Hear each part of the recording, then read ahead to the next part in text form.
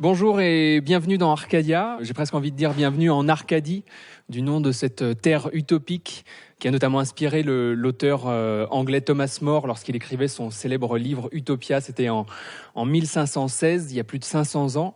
Et Arcadia, c'est peut-être ça. C'est peut-être une suspension du temps où pendant une heure et demie, on va tenter d'ouvrir de nouveaux horizons de réflexion. Arcadia, c'est un buffet pour nos neurones, c'est de la nourriture à penser avec un principe simple. Des thèmes ont été choisis par vous, les sociaux, comme par exemple la transition écologique, la liberté d'expression, l'éducation nationale. Et pour chacun de ces thèmes, on va organiser 3 à 5 conférences avec un objectif toujours identique, apporter un éclairage surprenant, passionnant, parfois dérangeant sur le thème en question. Donc ces conférences seront menées par des scientifiques, des juristes, des philosophes, des historiens, des historiennes, bien d'autres encore. Le principe ici, c'est de croiser les disciplines pour essayer de tourner autour d'un sujet, multiplier les regards.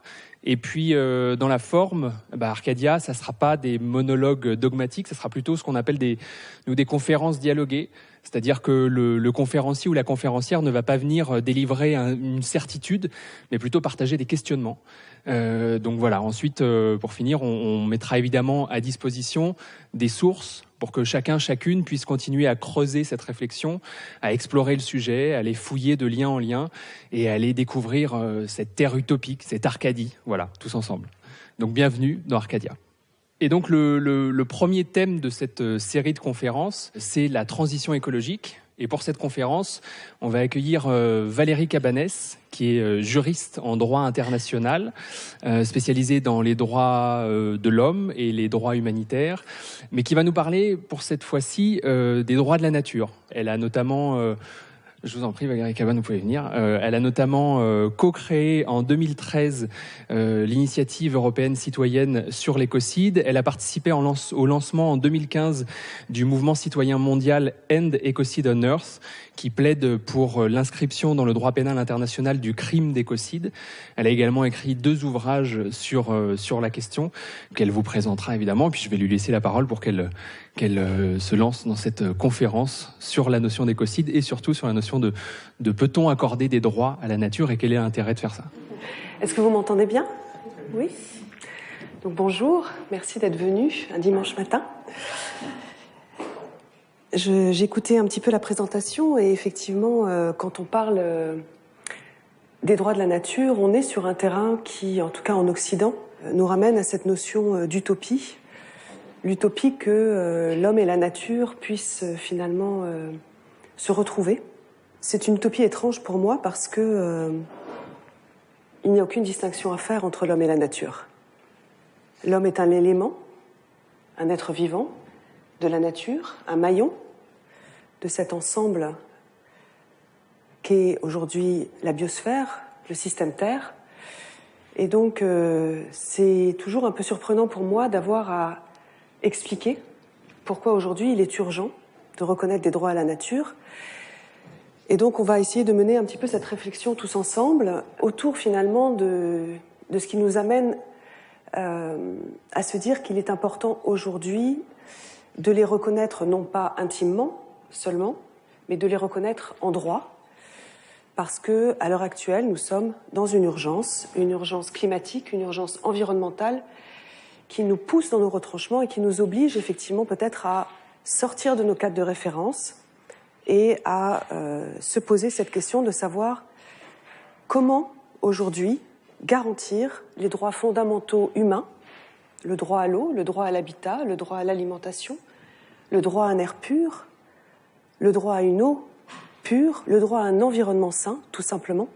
Comment les garantir aux générations présentes et surtout aux générations à venir si nous ne nous mettons pas certaines contraintes, certaines règles et surtout si nous ne respectons pas les droits du vivant.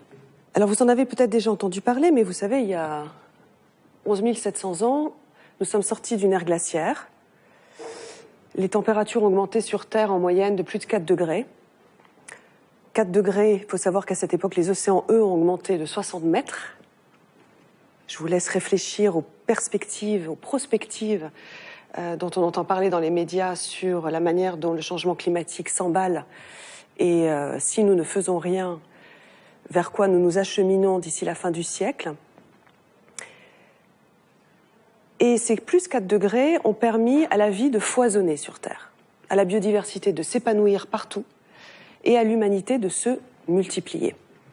Et donc pendant 11 700 ans, nous avons littéralement prospéré, sauf que à partir de 1770, première révolution industrielle, nous avons commencé effectivement à, je dirais, mettre en application très concrètement notre volonté de dominer le vivant, notre volonté d'externaliser notre pensée, d'externaliser notre pouvoir à travers les machines.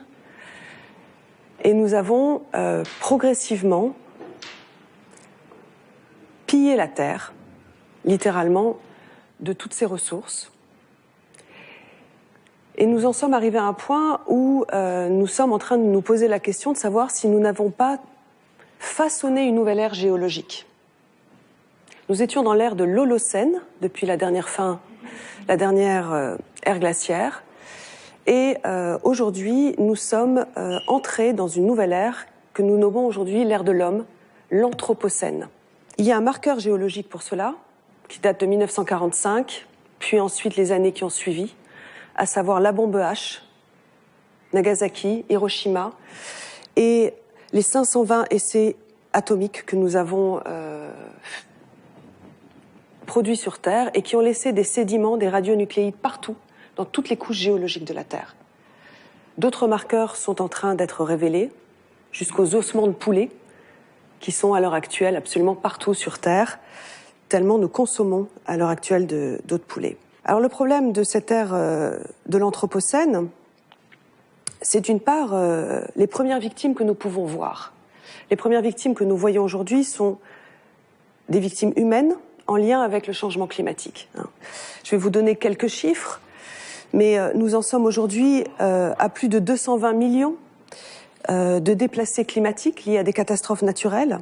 Nous savons que d'ici 2020, nous attendons au moins 60 millions de réfugiés climatiques d'Afrique subsaharienne, c'est-à-dire en dessous du Sahara, des personnes qui vont devoir quitter leur domicile. D'ici 2050, nous nous attendons à 250 millions de réfugiés supplémentaires. Et si rien n'est fait pour stopper la trajectoire du changement climatique, nous nous attendons d'ici 2080 à 1 personne sur 7 sur Terre qui devra quitter son domicile parce qu'il sera submergé ou qu'il sera asséché. Et je ne vois rien, strictement rien aujourd'hui dans nos politiques et dans notre droit qui nous permettent d'essayer d'enrayer ce système. L'accord de Paris est un accord non contraignant. Donald Trump peut en sortir sans crainte d'aucune justice internationale et ça pose véritablement question. Bien évidemment, qui sont les premières victimes? Les plus vulnérables, les plus pauvres, de pays qui ont été les moins pollueurs et donc qui ont le moins participé finalement à engendrer ce changement climatique. Alors, bien évidemment, des personnes qui quittent leur domicile, des pays riches qui sont à la recherche de ressources qui commencent à manquer. Vous voyez bien que nous avons un terreau là, qui est un véritable terreau de menace à la paix dans le monde, avec une source exponentielle de conflits à venir, pour ce qui est donc de l'accès à l'eau, de l'accès aux ressources naturelles, de l'accès aux terres arables, etc. Alors, quand on a créé effectivement cette initiative citoyenne européenne sur le crime d'écocide et que l'on a ensuite réfléchi à comment pouvoir reconnaître l'écocide dans le droit international, nous nous sommes intéressés à une proposition de cadre qui soit un cadre finalement scientifique. Ce que vous voyez partout dans les médias, à l'heure actuelle, c'est des rapports les plus catastrophiques les uns que les autres. Je pense que vous ne pouvez pas y échapper, même si vous essayez de l'éviter. Et en fait, il y a une équipe à Stockholm qui a travaillé dès 2009 sur la notion de sûreté de la planète, d'un espace sécurisé pour l'humanité. Comment garantir un espace sécurisé pour l'humanité dans les siècles à venir? Et ils ont déterminé des effets de seuil c'est-à-dire qu'ils ont déterminé quelles étaient les limites du vivant, ces limites qu'il ne fallait pas dépasser parce que nous risquions dans ce cas, effectivement, de rentrer dans une grande zone d'incertitude. Nous risquions, à ce moment-là, de mettre en péril l'humanité elle-même. C'est une vision qui reste anthropocentrée, c'est-à-dire c'est une vision qui s'appuie sur comment faire pour que l'humanité perdure, mais qui a son intérêt parce qu'il s'appuie sur les sciences. Et vous le voyez sur ce graphique, il existe aujourd'hui donc au moins 9 limites planétaires qui vont garantir cet espace sécurisé pour l'humanité à l'avenir. Malheureusement, nous en avons déjà dépassé 4. Alors, je vais me concentrer sur ces 4-là, parce que sinon, je pourrais faire une conférence entière sur les limites planétaires. Mais je crois que c'est important de comprendre que la première, bien évidemment, est en lien avec le changement climatique. Le GIEC avait proposé que nous restions sur une échelle de 350 particules par million de CO2, par exemple, dans l'atmosphère. Nous en sommes aujourd'hui à 408. Donc nous l'avons dépassé. Et la dernière fois que la Terre a connu une telle teneur en CO2 dans son atmosphère, il faut savoir que c'était il y a 3 à 5 millions d'années. Le secrétaire général de l'Organisation mondiale de la météorologie disait il y a quelque temps: les générations à venir hériteront d'une planète nettement moins hospitalière, simplement en relation avec le changement climatique. Ce n'est pas une vision dont je vous parle qui va arriver, c'est une vision qui est en cours. Vous l'avez vu, les 3 dernières années ont été les années les plus chaudes jamais enregistrées sur Terre depuis que la météorologie existe, depuis 1880. Vous le savez aussi, en ce moment, on note des températures supérieures de 20 degrés sur les pôles. C'est-à-dire qu'un changement climatique chez nous de plus 1, plus 2 degrés se fait sentir très fortement déjà par rapport aux sécheresses l'été, par rapport au nombre de mortalités qu'on peut avoir.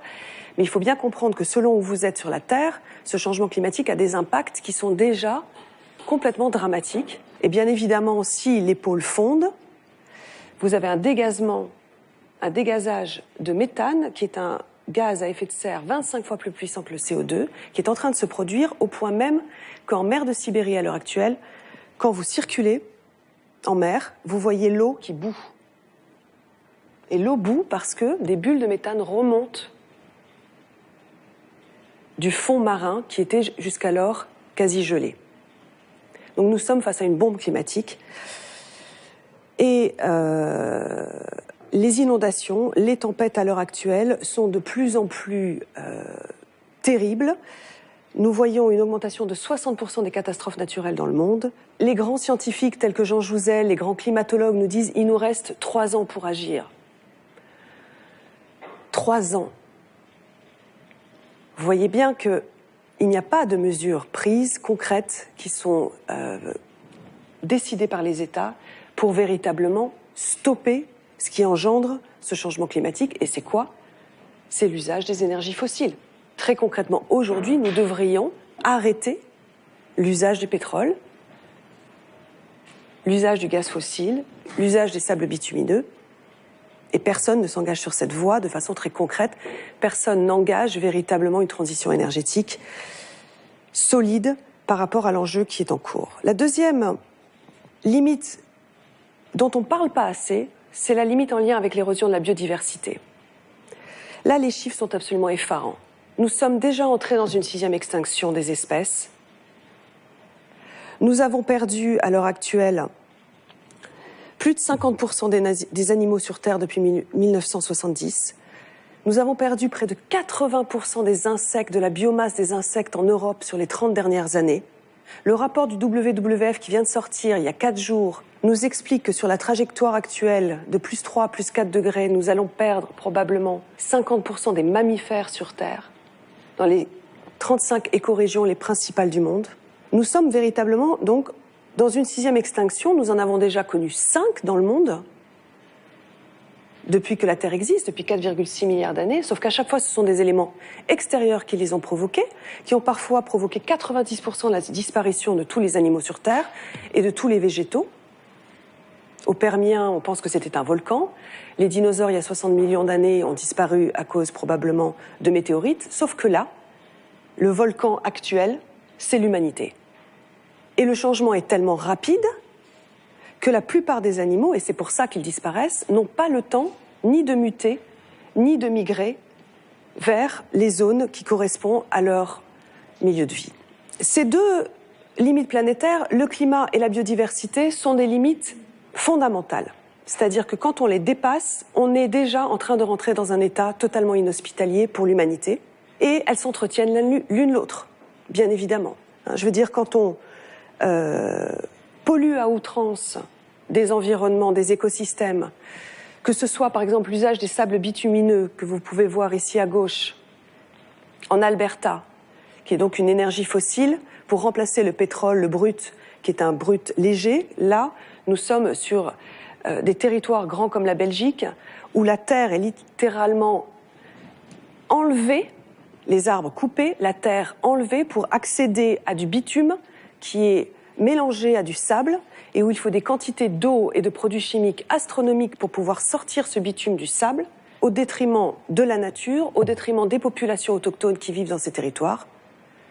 Et les accords de libre-échange à l'heure actuelle vont nous permettre d'importer ce sable bitumineux parce que les importations ne sont pas comptabilisées dans nos émissions de gaz à effet de serre à l'échelle nationale par le biais de l'accord de Paris.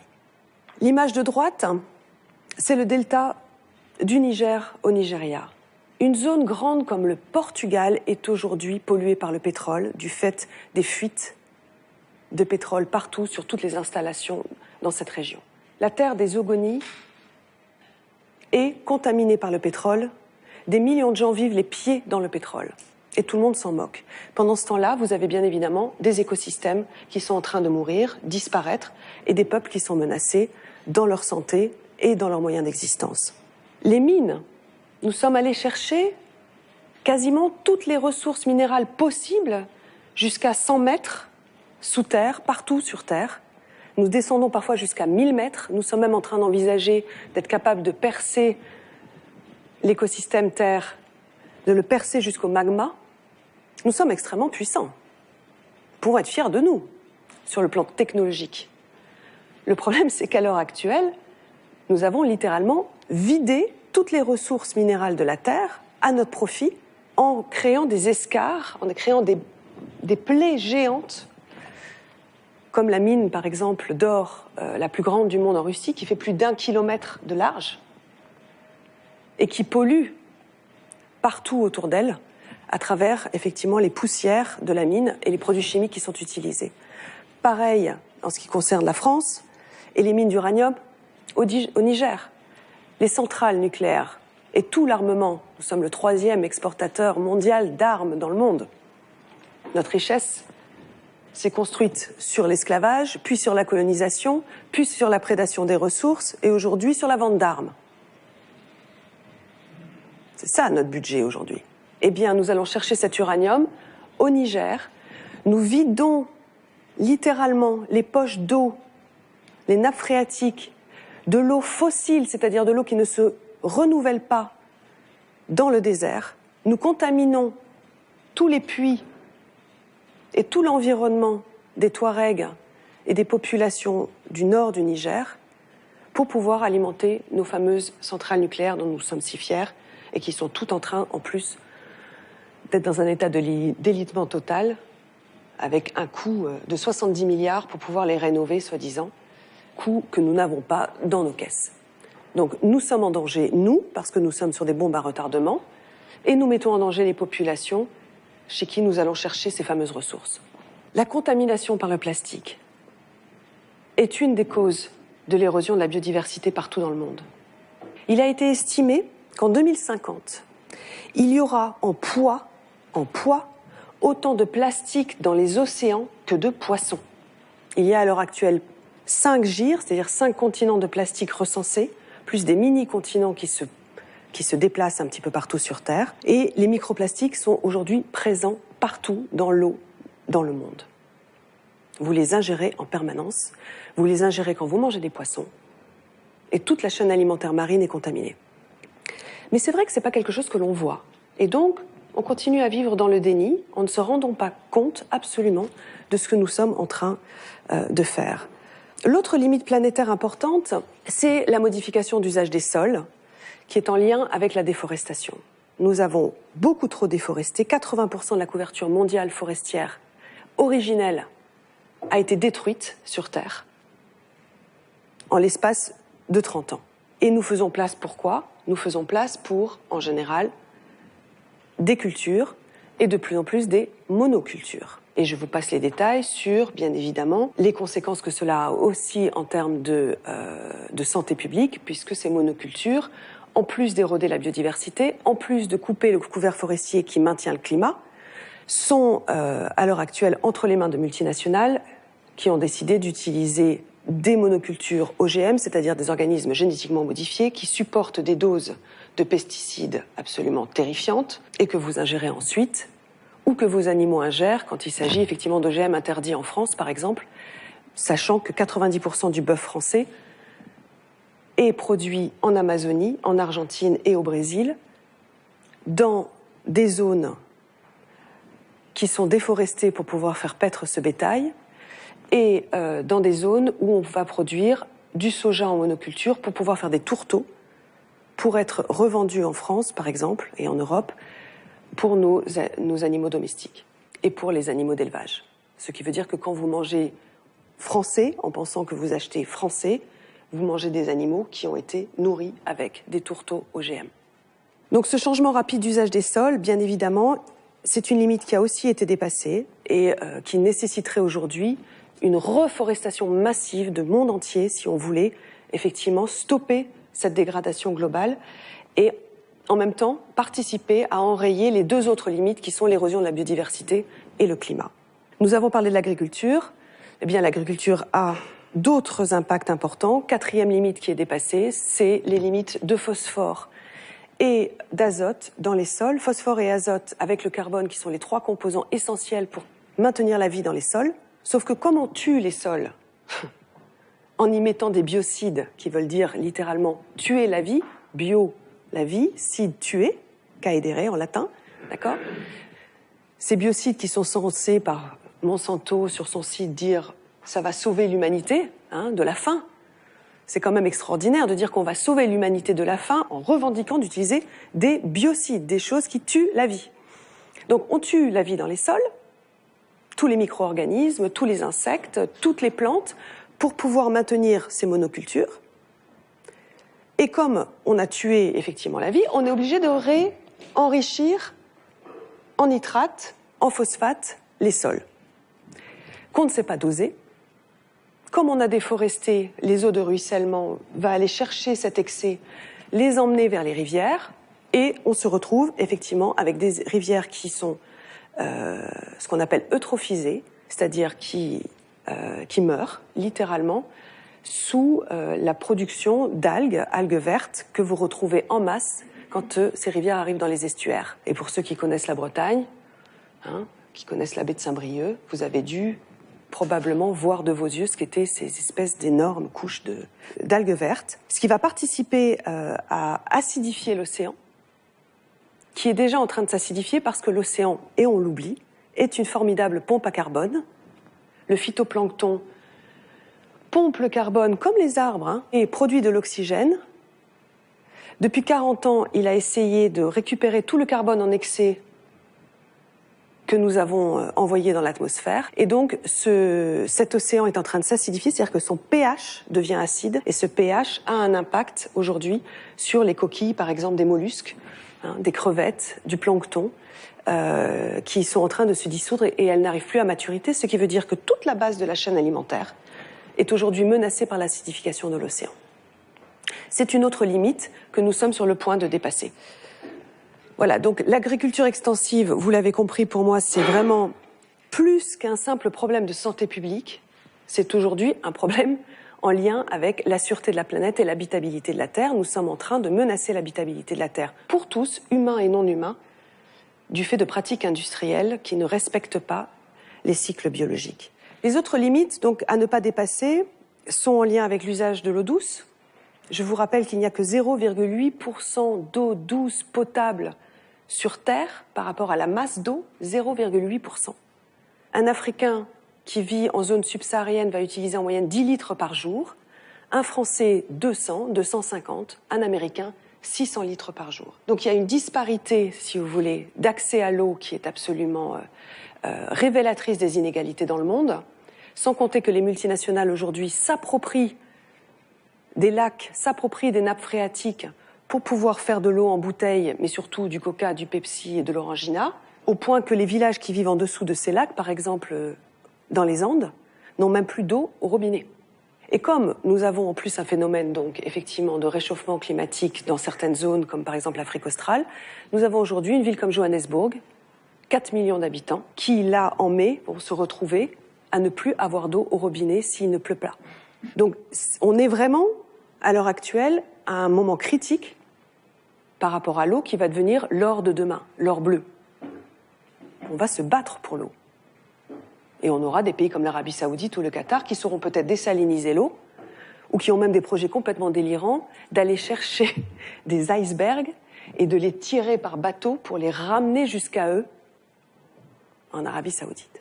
L'océan, je vous en ai parlé, et puis bien évidemment, il y a des limites. On a beaucoup de mal encore à les chiffrer, mais on sent bien qu'il y a un problème en lien avec donc toutes ces nouvelles entités chimiques que l'on utilise, les biocides, mais aussi toutes les nanoparticules, toutes les molécules de synthèse, et on voit de plus en plus de scandales sanitaires autour de ces problématiques-là, mais aussi tous les aérosols que nous projetons dans l'atmosphère et dans la nature, en particulier tous les rejets radioactifs, les rejets miniers, le mercure, l'aluminium, le cyanure. Une seule limite a été pour l'instant respectée grâce à un traité international contraignant, c'est la limite des CFC rejetés dans l'atmosphère, parce qu'on s'est rendu compte très tôt, dès la fin des années 80, qu'il y avait un trou d'ozone qui était en train de se produire au-dessus de nos têtes. Trou d'ozone qui existe encore, mais qui est en régression, ce qui montre que quand il y a une volonté internationale, on y arrive, mais qui est encore au-dessus de l'Australie, qui a aujourd'hui une incidence de cancer de la peau 13 fois supérieure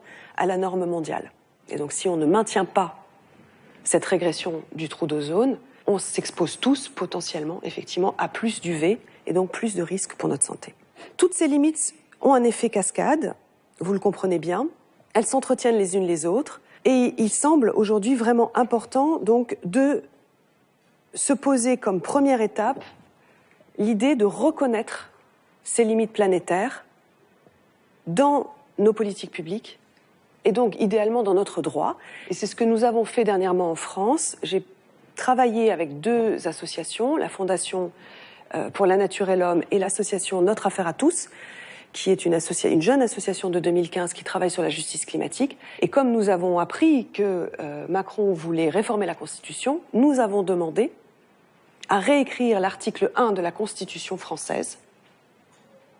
Et donc j'ai proposé, effectivement, la réécriture de cet article 1 pour y intégrer l'idée que la République française devait fonctionner au regard de ses limites planétaires, et toutes les politiques devraient aujourd'hui passer par le filtre de ces limites pour décider ou pas si elles sont acceptables.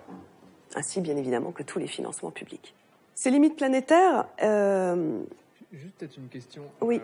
Est-ce que vous voulez qu'il y ait un petit échange déjà sur C'est quoi l'enjeu juridique, à proprement parler, d'inscrire ça dans l'article 1 de la Constitution? Je veux dire, quelle porte juridique ça ouvre? Alors la porte juridique, elle est simple, c'est pour ça que c'est compliqué à obtenir. Elle est extrêmement contraignante puisque ça devient une valeur constitutionnelle, c'est-à-dire que ça devient une norme supérieure aux lois qui peuvent être votées par n'importe quel gouvernement de n'importe quel parti, d'accord?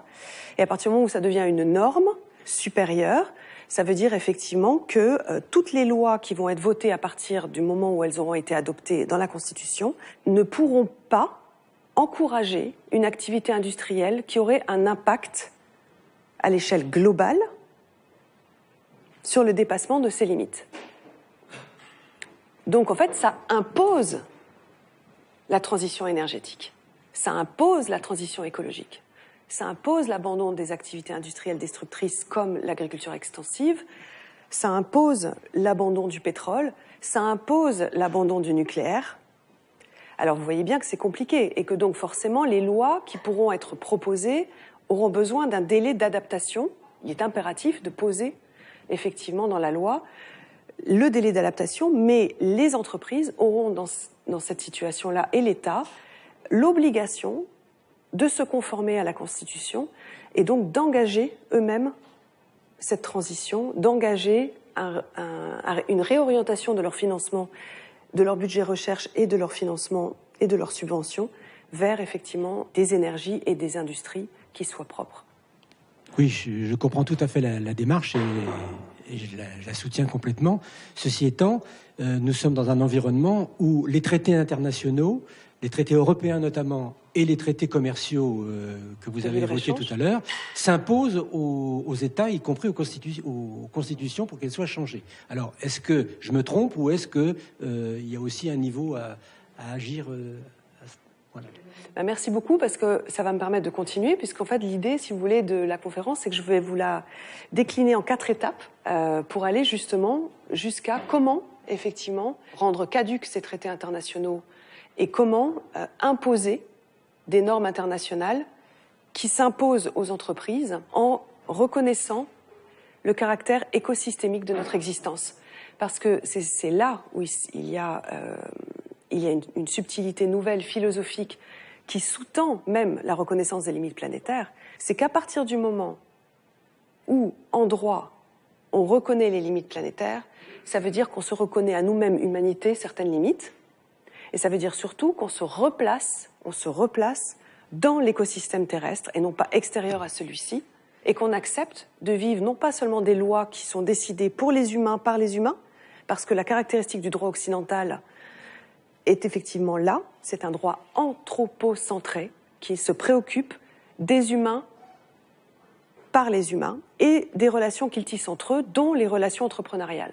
On a effectivement un droit qui se construit sur des émanations que peuvent être les entités morales comme les entreprises, les associations, etc.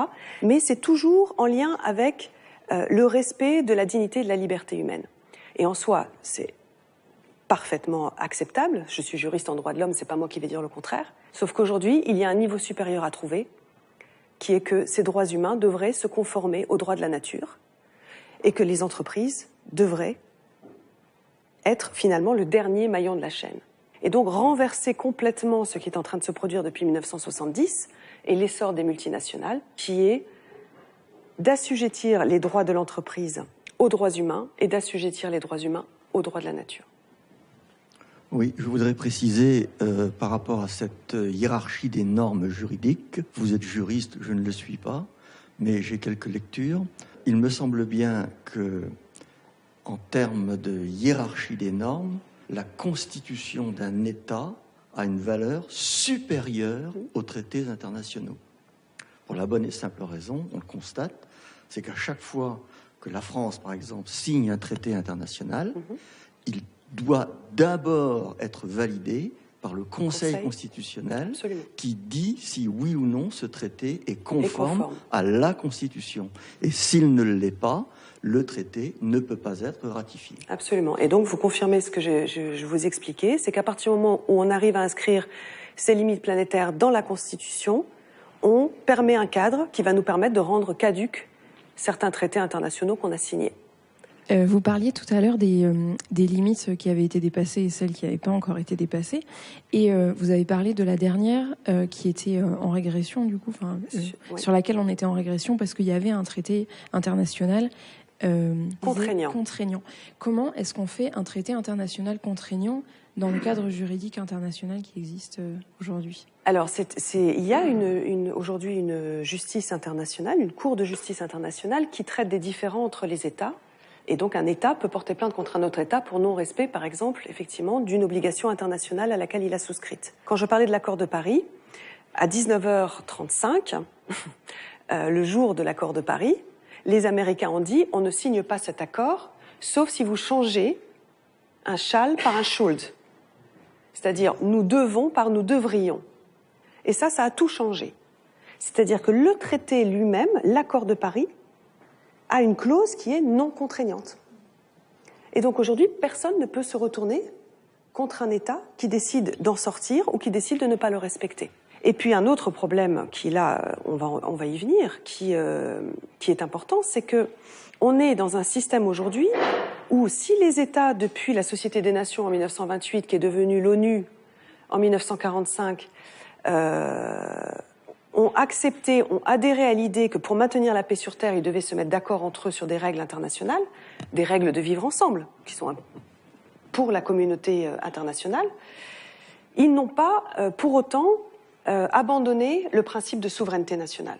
Et là, on est face à un véritable écueil du droit international. C'est-à-dire qu'au nom de la souveraineté nationale, qui n'est remise en question par personne aujourd'hui, ils peuvent effectivement ne pas respecter les engagements internationaux qu'ils prennent. S'ils démontrent que leur intérêt propre passe avant. Alors là, je fais un peu du teasing, peut-être que ça vous paraît complètement normal, mais je vais vous montrer en quoi, si vous voulez bien qu'on continue, en quoi ce principe aujourd'hui est une menace véritablement à la paix et à l'habitabilité de la Terre. Je voulais juste vous rappeler qu'il y a déjà quelques années, en 1973, un rapport, le rapport Meadows, qui avait été produit par le Club de Rome, nous avait alerté, non pas sur les limites planétaires, c'est pas le terme qu'ils avaient employé, mais sur les limites à la croissance. Il nous avait alerté qu'à un moment donné, nous arriverions au bout de toutes les ressources que nous pouvions prendre sur Terre, et que quand on atteindrait ce pic, qui était estimé autour de 2030, alors nous allions assister quand même à une véritable débâcle économique qui allait être en même temps une débâcle sanitaire et une débâcle à la paix, c'est-à-dire que l'appauvrissement des sols, l'épuisement des ressources halieutiques allait entraîner de fait une vulnérabilité croissante auprès de la population qui allait se mettre à décroître et qui allait se mettre à décroître par son état de santé ou économique, mais aussi parce qu'il y aurait de plus en plus de conflits. Il a été décrié à l'époque, sauf qu'on voit aujourd'hui, par le franchissement des limites planétaires biologiques, réelles, écologiques, que cette donnée économique qui remettait le principe de la croissance en question avait du sens et que de fait, reconnaître aujourd'hui les limites planétaires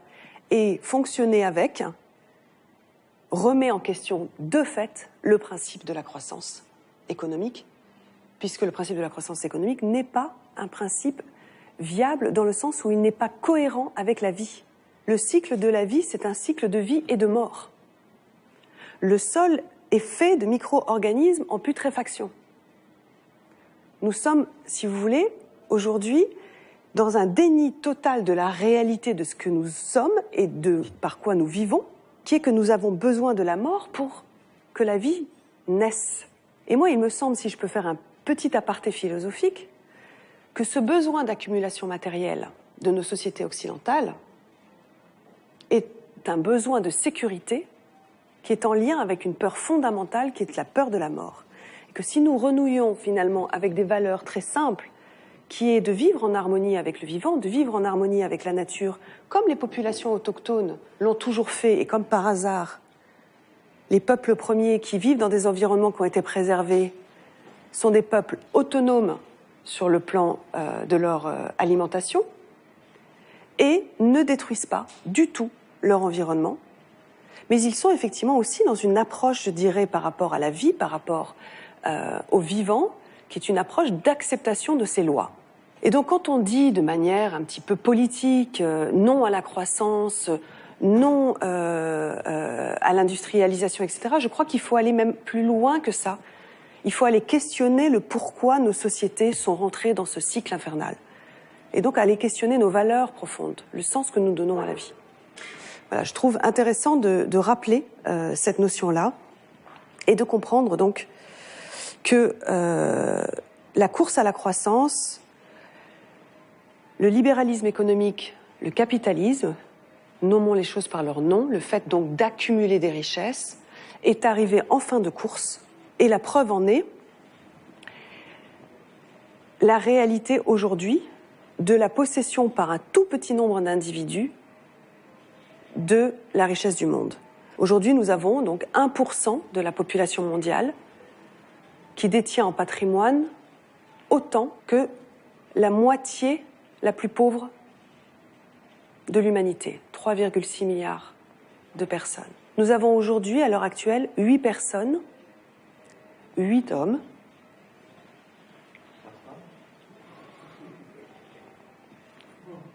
qui sont aussi riches que la moitié la plus pauvre de l'humanité. Et c'est quand même assez fascinant. Je vous prends l'exemple de Bill Gates. J'ai fait le calcul pour m'amuser.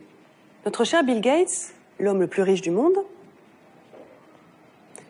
s'il vivait avec ce qu'il a, sans les intérêts de ses placements, juste avec son patrimoine, au SMIC français, en dépensant juste son patrimoine, il pourrait vivre, est-ce que vous avez une idée? Combien?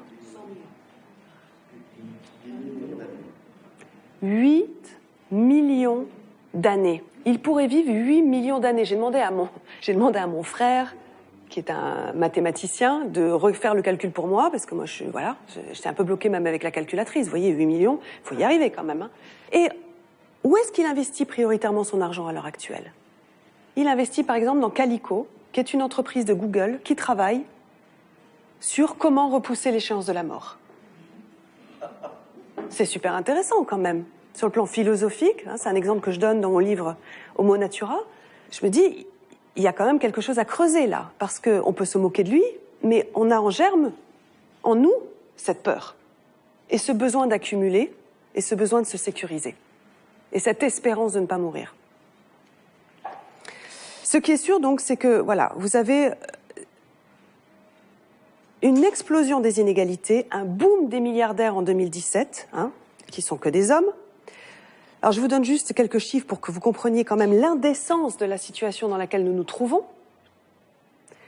Au cours des 20 prochaines années, 500 personnes dans le monde, 500, transmettront plus de 2100 milliards de dollars à leurs héritiers, soit plus que le PIB de l'Inde, d'accord?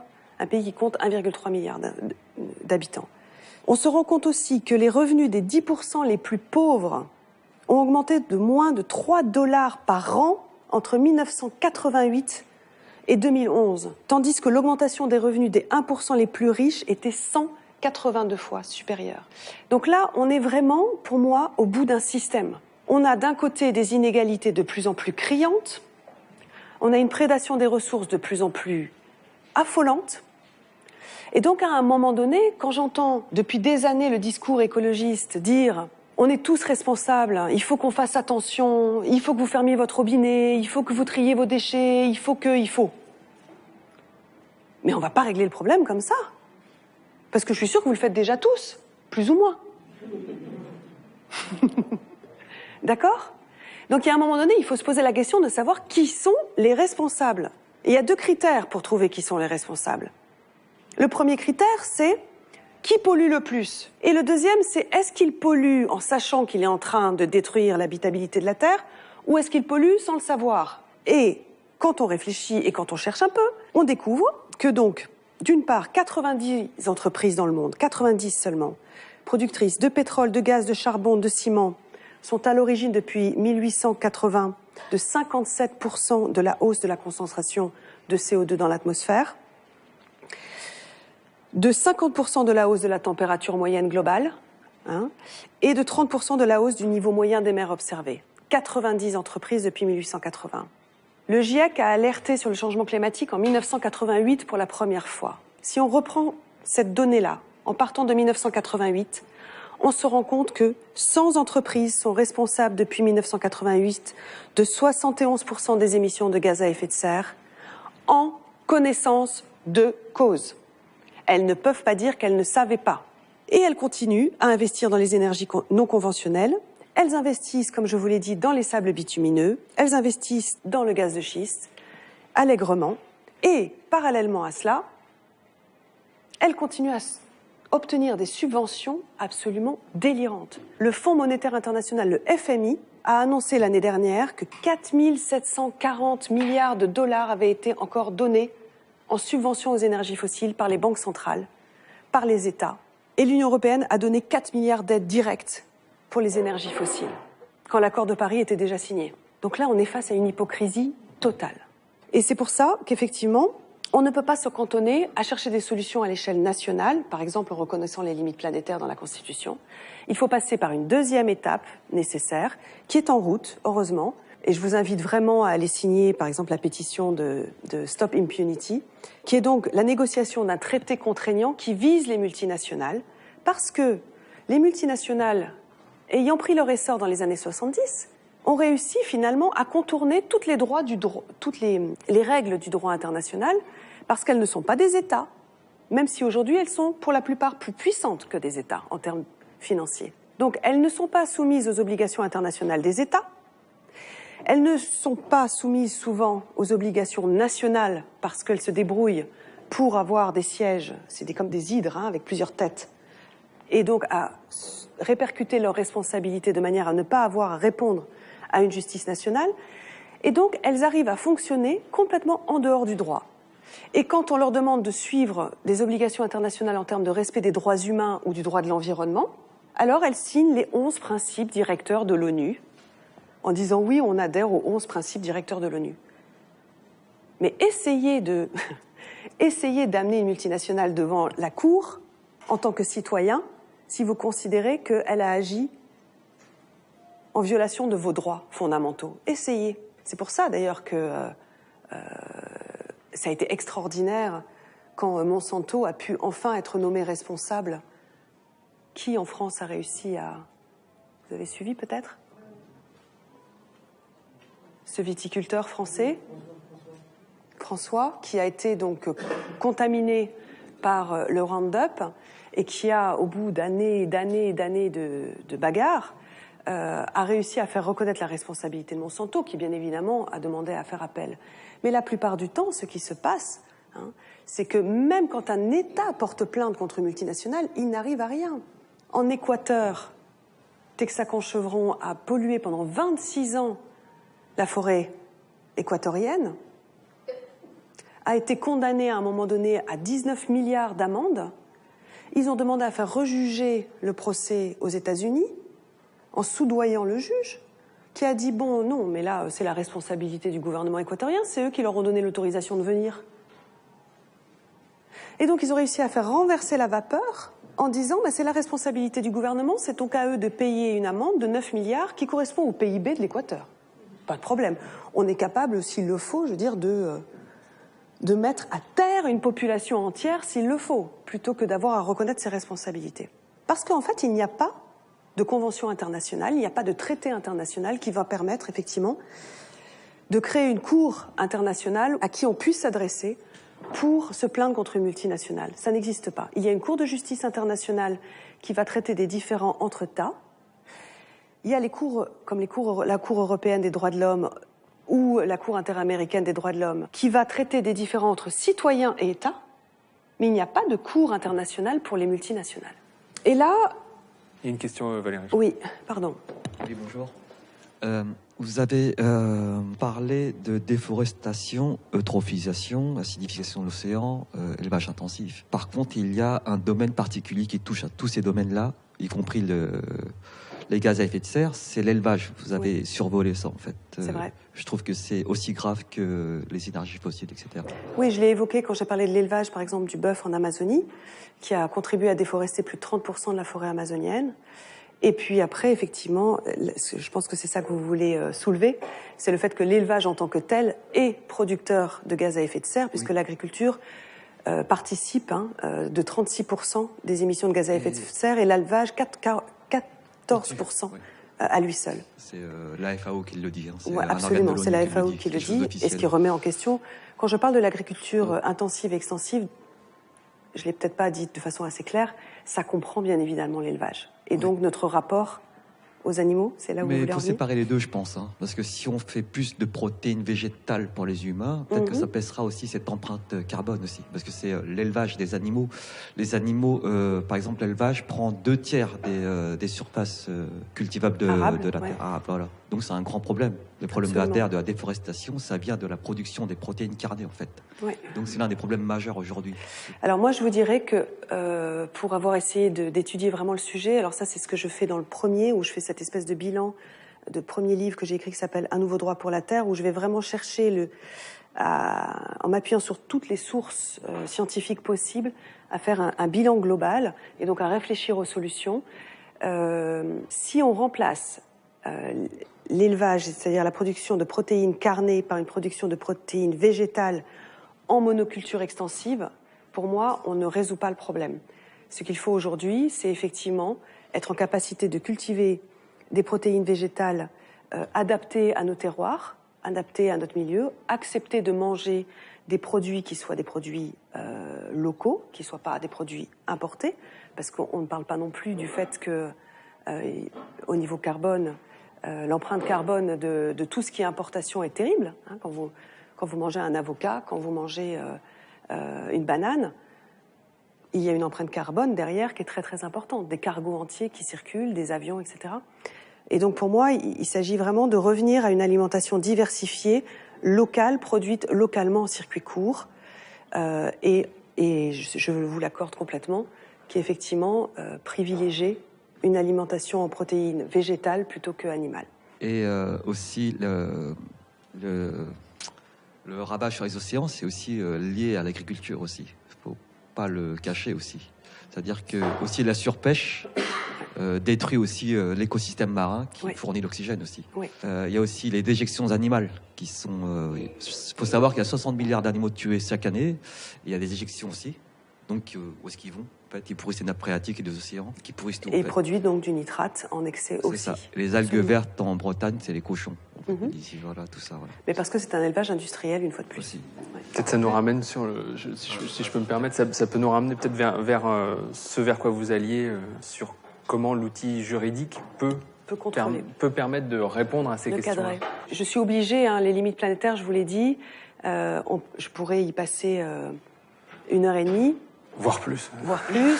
En même temps, je suis là pour apporter des solutions juridiques. Donc, c'est important de faire un bilan, mais je suis obligée de le concentrer. Et les problèmes sont tellement multiples que si ça vous intéresse, j'en ai écrit 150 pages dans un nouveau droit pour la Terre. Mais accrochez-vous. Je vous assure que moi-même, j'ai fait une vraie déprime. J'ai arrêté d'écrire pendant 2 mois en l'écrivant. Par contre, la deuxième partie propose les solutions que j'essaie de vous résumer aujourd'hui. Justement, j'aimerais vous interroger sur votre solution juridique. Bon, j'étais très intéressé sur concernant le constat catastrophique que vous faites, que vous reprenez, mais c'est sur la solution juridique qui promeut la catégorie de nature comme catégorie suprême. Je dois dire que je suis très inquiet à vous entendre, parce que la naturalisation du droit a toujours fait couple avec le racisme et toutes les théories des inégalités sociales. Précisément, la nature étant la grande catégorie surplombante, justifiant tous ces systèmes. Bref, à la catégorie de nature est toujours associé ce qu'on peut appeler généralement, en philosophie du droit, un antihumanisme. Et cet antihumanisme, historiquement, en France, il est récusé par la Révolution française. Donc, contrairement à vous, moi, je suis pour l'anthropocentrisme du droit. Mais cela ne signifie pas que je suis pour ce qui se fait en ce moment. Et ce n'est pas, à mon avis, un problème juridique. La solution n'est pas juridique. Hein. La solution, elle est dans la souveraineté des peuples. Beaucoup de choses se font en notre nom sans que nous soyons d'accord. Pourquoi ? Parce qu'il y a le pouvoir des multinationales, il y a les gouvernements qui sont inféodés à ces multinationales ou aux oligarchies. Alors l'Union européenne est devenue caricaturale. C'est un vaste conseil d'administration européen, l'Union européenne, ses dirigeants. Les peuples, quand ils sont consultés, je vous ferai pas la démonstration, les résultats ne sont pas respectés. À mon avis, c'est plutôt cela. Des quartiers aux entreprises, aux multinationales, il y a une reprise de contrôle démocratique, humaniste et anthropocentré à faire.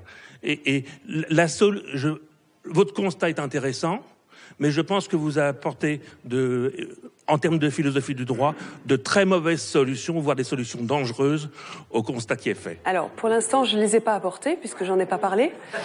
En revanche, La nature, vous l'avez mis en avant, là. Oui, mais je vais vous l'expliquer, et c'est là où, et c'est très intéressant ce que vous venez de dire, parce que je suis complètement d'accord avec vous. Tous les mouvements qui ont à un moment donné proposé effectivement les reconnaissances de la nature, en particulier aux États-Unis, il y a 30-40 ans, étaient des mouvements dits d'écologie radicale.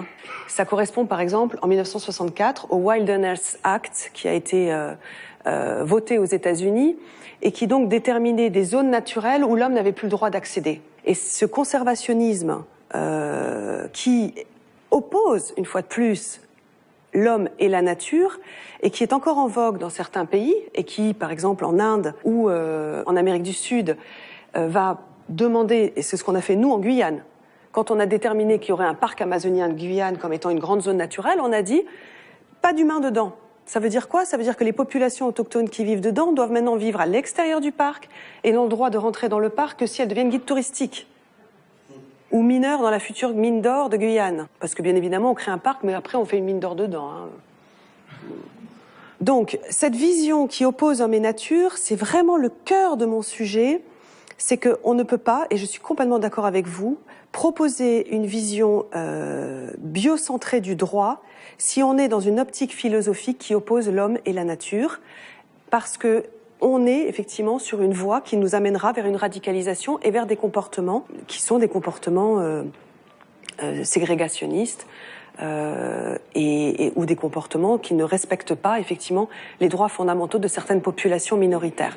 Alors si vous voulez bien, je vais essayer de vous expliquer justement en quoi cette troisième étape donc que je propose, qui est la reconnaissance des droits de la nature, est une étape qui au contraire, a été inspiré par les peuples autochtones et par la manière dont eux ont proposé dans certaines constitutions de certains pays du monde, parce que ce sont des sociétés pluriethniques, qui reconnaissent l'identité des différentes ethnies, chose qu'on est incapable de faire chez nous, je vous le rappelle, nous sommes une république une et indivisible, ok, tous égaux, encore que, d'accord, mais qui ne reconnaît pas les identités multiples des uns et des autres, et qui ne reconnaît pas non plus les populations autochtones que nous avons sur nos territoires. Vous savez qu'il y a une déclaration internationale des droits des peuples autochtones, et que la France ne l'a pas signée parce qu'elle n'a pas besoin de la signer, elle n'en a pas. Les Amérindiens de Guyane, ils n'existent pas, ils sont invisibles. Et bien évidemment, on n'ouvrira pas le débat sur les Bretons, les Corses et les Basques. Sinon, c'est la catastrophe. Là où je veux en venir... Là où je veux en venir, c'est que ces peuples autochtones, là où ils sont reconnus dans leur identité et dans leur cosmogonie et dans leur relation au monde, ont pu effectivement évoluer sur le plan juridique et proposer que notre lien d'interdépendance avec la Terre soit reconnu en droit et que le droit de la nature à exister, à se régénérer et à perdurer soit reconnu comme, finalement, en droit international et national, véritablement le cadre dans lequel nous devons inscrire notre activité, notre pensée et nos relations. Ça a commencé comment? Ça a commencé déjà au sein même des Nations Unies, sous l'impulsion des peuples autochtones et de certains pays, l'Équateur, la Bolivie, etc. En 2009, à l'Assemblée générale, il a été dit qu'il y aurait une journée de la Terre qui serait le 22 avril. Et ils ont même travaillé il y a quelques années sur une charte de la Terre qui est non contraignante. Et ils ont créé un bureau avec lequel je travaille qui s'appelle Harmony with Nature, qui a été créé par résolution, donc voté par l'Assemblée générale, et qui œuvre justement à mettre en lumière toutes ces initiatives dans le monde qui essayent de faire émerger ce concept de droit de la nature. Et c'est intéressant de savoir qu'il y a quelques petites fourmis, je dirais, au sein des Nations Unies, voilà, qui, en coulisses, essayent de faire passer cette décision qui avait été prise à l'Assemblée générale des Nations Unies, qui est que, normalement, tous les nouveaux traités, toutes les nouvelles conventions internationales doivent passer au prisme de cette notion qui est comment vivre en harmonie avec la nature. Alors, ce n'est pas suffisant. Et donc, des pays ont commencé à nous montrer le chemin, et des mouvements internationaux, en particulier des ONG, qui se sont distingués donc de cette écologie radicale dont vous parliez, mais qui parlent plutôt d'une écologie intégrale, ont créé un mouvement qui s'appelle Earth Law, le droit de la terre, et ont lancé en 2010 à Cochabamba, en Bolivie, quand il y a eu le sommet des peuples, une déclaration universelle des droits de la nature qu'ils ont soumise donc au gouvernement et à l'Assemblée générale des Nations Unies, avec une pétition internationale qui a aujourd'hui plus de 850 000 signatures. Je vous invite à aller regarder sur Internet « Rights of Mother Earth », les droits de la mère Terre, et peut-être participer donc à cet élan de demande. Ce qui est intéressant, c'est qu'il propose, donc, et je fais partie de ce mouvement, puisqu'aujourd'hui je participe à cette Global Alliance for the Rights of Nature, l'Alliance globale pour les droits de la nature, qui est vraiment plein d'ONG partout dans le monde, portées par des peuples autochtones et des juristes de la terre, qui demandent à ce qu'on revoie véritablement notre hiérarchie des normes. C'est-à-dire qu'on n'exclut pas l'humain de la nature, ce qui a été finalement, dans notre pensée occidentale, encouragé d'une part, je vous le rappelle, excusez-moi si j'en choque certains, mais par la culture religieuse que nous avons, le judéo-christianisme, l'évangile, pose, dans son verset 1,26, le fait que l'homme doit dominer la nature, que l'homme est à l'image de Dieu, lui seul, et qu'il pourra contrôler tout ce qui rampe, tout ce qui vole, tout ce qui pousse sur terre. Ça s'est quand même inscrit profondément en nous. Pas de bol, quand on a commencé à remettre en question un petit peu certains principes religieux pendant le siècle des Lumières, on a des philosophes qui ont dit non, mais on n'est pas d'accord avec ce que dit la religion, mais on est quand même d'accord sur un point, c'est qu'on doit dompter le sauvage. Et que l'homme moderne, c'est pas l'homme sauvage. Et qu'il y a fait une opposition entre sauvage et moderne. Et cette opposition-là, elle est intellectuelle, mais elle n'est pas factuelle. Nous sommes un maillon du vivant. Nous sommes la nature qui se regarde elle-même. Nous sommes la nature qui se regarde elle-même. Et quand on a compris ça, on comprend quelque part toute la gratitude dans laquelle vivent les peuples premiers qui vivent encore en harmonie avec le vivant. Parce que ils sont dans un état de gratitude et donc de respect. Et parce qu'ils comprennent les liens d'interdépendance qu'il y a entre eux et le reste du vivant, ils sont dans une philosophie du partage. Ils sont dans une philosophie de la sobriété spontanément. Parce qu'ils savent intimement, profondément, que s'ils déciment une population animale ou s'ils surexploitent des ressources végétales, à un moment donné ou un autre, ils en seront les victimes. Donc, ils partagent. Et ça va assez loin, puisque cette notion du partage, vous parliez de souveraineté, amène forcément à une autre manière aussi de voir le rapport à la terre. Ils appartiennent à la terre et la terre ne leur appartient pas. Et la notion de propriété individuelle et, quand on le pousse à l'extrême, de souveraineté nationale, est là aussi une notion qui est déconnectée des lois du vivant. Nous avons un droit d'usufruit des terres sur lesquelles nous sommes, mais avoir décidé que nous en devenions propriétaires parce que dans le Code civil, il est dit que quand on construit un mur de 2 mètres de haut sur un territoire dont on a hérité, ça devient à nous et à personne d'autre, c'est un concept qui est déconnecté de la réalité écologique. Alors je ne suis pas en train de dire que le collectivisme et que Marx avait raison, parce que si vous lisez Marx, il ne remet pas en question la propriété privée. Il remet en question la propriété privée des biens de production. Mais il considère que la propriété individuelle n'est pas questionnable. Moi, je remets en question même le concept de propriété privée. Et c'est intéressant de savoir qu'aux États-Unis, par exemple, il commence à y avoir des agriculteurs conscients de cette réalité écologique et de cette hiérarchie où, de toute façon, ni le droit des entreprises, ni les droits humains ne peuvent être garantis sur le long terme si les droits de la nature ne sont pas respectés, sont allés voir des notaires et à titre individuel, on dit aux notaires « ma terre ne m'appartient plus, je demande par acte notarié que vous notifiez que j'ai juste un droit d'usufruit sur cette terre. » Et ça a été une manière pour eux, en plus, de se protéger de tout contrat possible par rapport, par exemple, à des projets de fracturation hydraulique. Et aujourd'hui, il y a 34 municipalités aux États-Unis qui ont décidé d'adopter ce fonctionnement-là à l'échelle locale. Nous ne sommes pas, dans notre République, dans un système décentralisé, même si on nous dit qu'il y a eu plein de lois de décentralisation. La réalité, c'est que nos villages, nos mairies ne peuvent pas voter des lois pour elles-mêmes. Aux États-Unis, c'est possible. Et donc aujourd'hui, vous avez des villes entières qui ont décrété dans leur loi municipale la reconnaissance des droits de la nature, qui s'y conforment et qui ont fait arrêter des projets de route, des projets industriels, des projets de fracturation hydraulique, parce que, effectivement, ils étaient des menaces à la biodiversité, aux vivants et à leurs droits fondamentaux. Et là, vous voyez que nous sommes arrivés dans une nouvelle ère. Le premier acte très symbolique qui a été posé, c'est l'Équateur, en 2008, a reconnu les droits de la nature dans sa constitution. En 2009, c'est la Bolivie qui a créé une loi, la loi des droits de la terre-mère, de la Pachamama, adossée à la Constitution, et qui a donc reconnu, elle aussi, les droits de la nature. Aujourd'hui, il faut savoir qu'en Équateur, même quand l'État, qui pourtant a voté ce changement constitutionnel, décide de projets industriels, en particulier pétroliers, les juges ont le courage, et ils ont été menacés physiquement par l'ancien président équatorien, s'ils utilisaient cette disposition constitutionnelle contre l'État.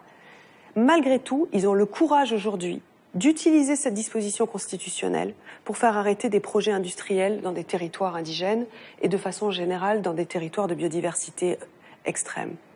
34 procès sont en cours en ce moment en Équateur parce que, comme c'est dans la Constitution, les juges peuvent l'utiliser contre l'État lui-même. C'est ce que vous disiez sur le fait que c'est une norme supérieure aussi.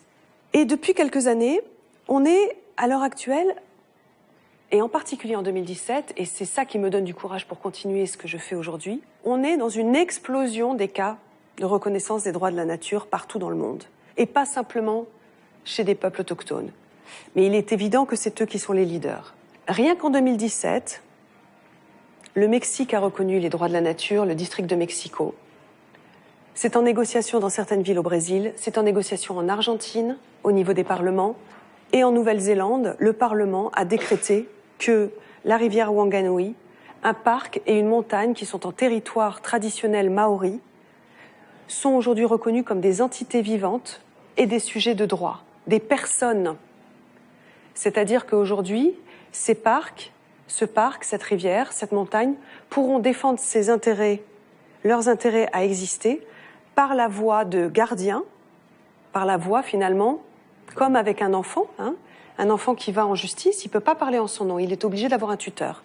Donc par la voie de tuteurs humains qui vont défendre l'intérêt de ces écosystèmes à perdurer. Et ils ont aussi nommé quelqu'un du gouvernement pour être un des tuteurs. Donc il y a une double responsabilité qui est en même temps une responsabilité basée sur des droits, les droits de la nature, mais aussi des devoirs. C'est-à-dire que quelque part, la nature a le devoir de rester en bonne santé, et ce sont à ses gardiens de faire en sorte que ces devoirs soient réels. Vous comprenez? Et puis, ce que je trouve assez fascinant depuis aussi 2017, c'est que ce ne sont pas toujours des décisions politiques qui sont prises, ce sont aussi des décisions juridiques. C'est-à-dire que ce sont des juges qui créent de la jurisprudence. Vous avez un cas très connu en France, parce que vous savez qu'en France, on est un des pays où on n'est pas très loin de la reconnaissance des droits de la nature, sans que personne ne vous l'ait jamais dit. Est-ce que quelqu'un a l'idée de qu'est-ce qu'il y a aujourd'hui dans notre code civil qui nous permet de défendre la valeur intrinsèque d'un écosystème, c'est-à-dire sans aucune considération pour ses services dits écosystémiques, c'est-à-dire les conséquences que cela peut avoir vis-à-vis des humains. Parce qu'en droit, à l'heure actuelle, quand on dit qu'on protège la nature, c'est toujours au regard, ou quand il y a eu une catastrophe, d'accord ? Le jugement va toujours habituellement se faire au regard des conséquences économiques ou des conséquences sur la santé humaine. Donc toujours en lien avec l'humain. C'est pour ça que je vous dis que c'est un droit anthropocentré. Mais la valeur intrinsèque d'un écosystème, c'est-à-dire juste son droit à exister pour maintenir la vie sur Terre, est-ce que quelqu'un a l'idée en France de ce qui permet? Je vais me risquer à dire Allez-y. qu'il y a un article du Code civil qui dispose qu'il a des biens qui n'appartiennent à personne. C'était pas la réponse, mais vous pointez du doigt un autre sujet qui est très important et qui va vous aider à comprendre la suite, c'est la notion de commun. Alors, aujourd'hui, on parle des biens communs, quand on parle effectivement de certains espaces naturels. Moi, je préfère dire les communs naturels, parce qu'une fois de plus, quand on parle de biens, qu'est-ce qu'on veut dire? Que ça nous appartient. Ça veut dire que quand on dit que l'océan est un bien commun, quelque part, encore une fois, sans s'en rendre compte, on pose une appropriation sur un espace naturel. Donc, c'est intéressant de savoir qu'il y a en droit, effectivement, des espaces naturels qui n'appartiennent à personne, mais comme leur valeur intrinsèque n'est pas reconnue en droit, alors ils sont exploitables par tous. Et c'est ce qui se passe avec l'océan.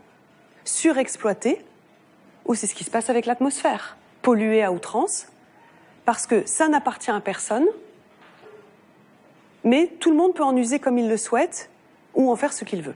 Et donc, en Je France... vais juste donner un petit cadre, juste avant, un cadre pragmatique qui nous sort un petit peu de cette bulle utopique, mais Le temps. vous avez un train à prendre, Valérie. Voilà, donc je dis, il est 1h moins 20. Alors, je termine, c'est le préjudice écologique. Le préjudice écologique, c'est un article du Code civil qui a été inscrit grâce à une jurisprudence, c'est-à-dire à une décision d'un juge lors de la catastrophe de l'Erika. Est-ce que vous vous souvenez de la catastrophe de l'Erika, ce pétrolier qui a souillé 400 km de côte?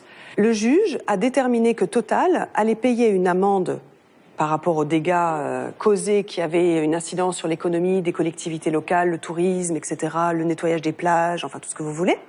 Mais il a aussi déterminé qu'il y aurait une partie de l'amende qui serait pour préjudice écologique, c'est-à-dire pour avoir endommagé un écosystème pour lui-même. Et ensuite, il a nommé des associations, par exemple la Ligue de protection des oiseaux, à qui cet argent a été donné pour les rembourser des frais de démazoutage, par exemple des plumes des goélands et des cormorans.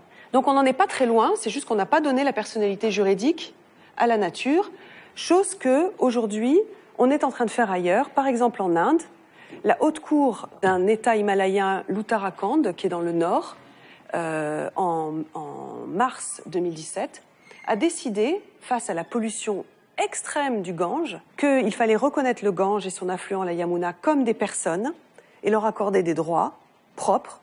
Et puis 5 jours après, ils se sont dit, allons-y, on va aller même un peu plus loin, parce qu'on a quand même des glaciers qui sont en train de fondre à cause du changement climatique. Donc on va donner des droits aux glaciers de notre territoire, donc cet État himalayen, aux marais, aux prairies, aux jungles, aux forêts, aux cours d'eau, etc. Alors bien évidemment, ils ont nommé des villages et des personnalités institutionnelles pour être garants de ces droits, et certaines de ces personnalités, en particulier politiques, ont paniqué.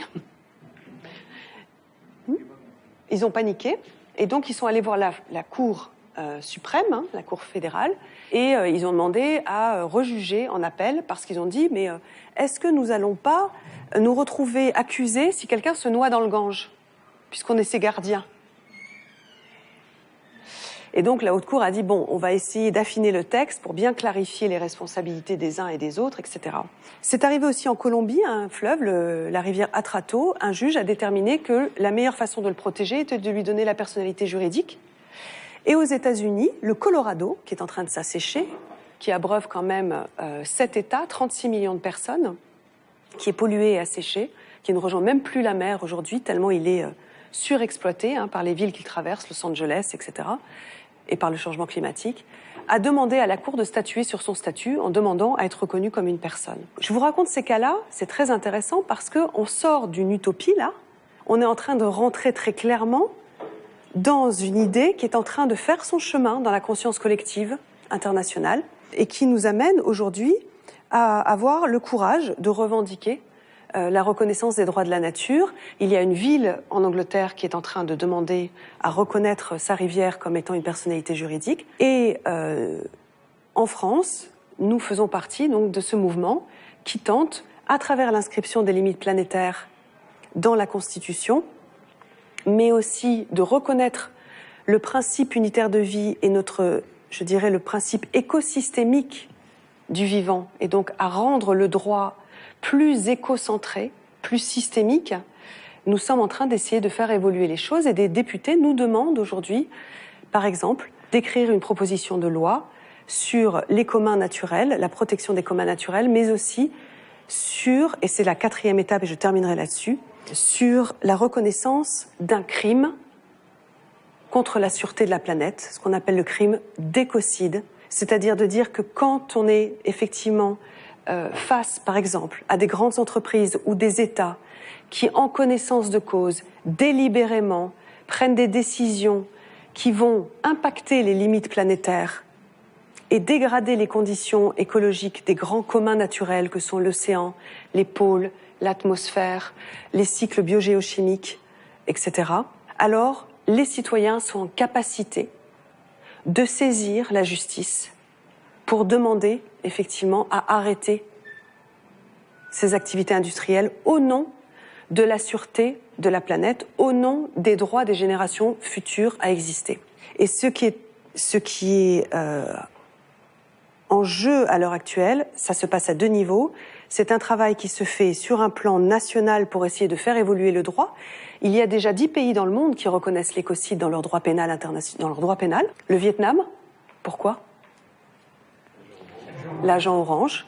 Hein, et des anciens pays d'ex-URSS et la Russie à cause d'essais nucléaires qui avaient été menés sur leur territoire au Kyrgyzstan, au Tadjikistan, etc., en Ouzbékistan. Donc c'est une démarche qui est la dernière étape, qui est de reconnaître ce crime d'écocide et ultimement, ce que nous demandons, et c'est ce que nous avons fait en 2015, nous avons rédigé des amendements au statut de la Cour pénale internationale. La Cour pénale internationale existe depuis 2002. Elle permet à des citoyens de saisir la Cour pour juger de crimes les plus graves. Alors, c'est quoi les crimes les plus graves, à votre avis? Génocide, crime contre l'humanité, crime de guerre et crime d'agression. Et nous demandons à la reconnaissance d'un 5e crime, qui soit le crime d'écocide. Et c'est en discussion. Il y a une ouverture, déjà, au sein de la Cour, qui a décidé de commencer à pouvoir juger de crimes environnementaux en temps de paix, ce qui n'existe pas dans le statut de la Cour pénale, les considérant comme des crimes contre l'humanité quand il y a déplacement forcé de population, prédation des ressources naturelles, etc. Et puis des pays qui sont à l'avant-garde, et par exemple le Burkina Faso, qui, je vous le rappelle, en 2015 a réussi à virer Monsanto de son propre pays, où les mouvements citoyens paysans ont littéralement réussi à mobiliser le gouvernement sur le refus de tout OGM. Ces mêmes citoyens, ces mêmes mouvements sociaux ont, depuis octobre, demandé à la présidence du Burkina de porter à l'Assemblée générale des États partis au statut de la Cour pénale internationale, c'est une fois par an en décembre, à l'agenda, l'inscription du crime d'écocide. Et en France, je suis en train de travailler sur une proposition de loi sur le crime d'écocide qui peut-être un jour arrivera à être débattue entre le Parlement et le Sénat et le gouvernement. Une ou deux questions très vite avant que vous finiez. Oui, je vais revenir aux dernières interventions tout à l'heure. On va parler de faire donner conscience aux populations.